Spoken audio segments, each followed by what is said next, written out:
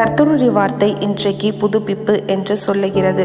நம்மளுடைய லைஃப்பில் நிறைய ஃபெயிலியர்ஸ் நடந்திருக்கோங்க. ஏதோ பிஸ்னஸ்லேயே ஆகட்டும், இல்லை நம்மளுடைய சரீரத்திலே ஆகட்டும், ஏதோ ஒரு வியாதியோ, ஏதோ ஒரு பலவீனமோ, இல்லை ஏதோ ஒரு நஷ்டமோ நம்மளை ரொம்ப தாக்கி ரொம்ப சோர்ந்து போய் ஒரு மூலையில் உட்காந்து, ஐயோ என்னோட லைஃப் இப்படி ஆயிடுச்சு, எங்கள் ஃபேமிலியோட லைஃப் இப்படி ஆயிடுச்சு அப்படின்னு சொல்லிட்டு சோர்ந்து போயிருக்கீங்களா? இன்றைக்கு கர்த்தர் சொல்லுகிறாரு, கழுகு போல செட்டைகளை அடித்து நீங்கள் எழும்புவீங்க. நீங்கள் எதை குறித்து நீங்கள் சோர்ந்து போக மாட்டீங்க. இதுக்கப்புறம் நான் உங்களை நடத்த போகிறேன் என்று கர்த்தர் சொல்லுகிறார். ஐசையா 40 அதிகாரம் 31 இவ்வாறு சொல்லுகிறது, கர்த்தருக்கு காத்திருக்கிறவர்களோ புது பலன் அடைந்து கழுகு போல செட்டைகளை அடித்து எழும்புவார்கள்.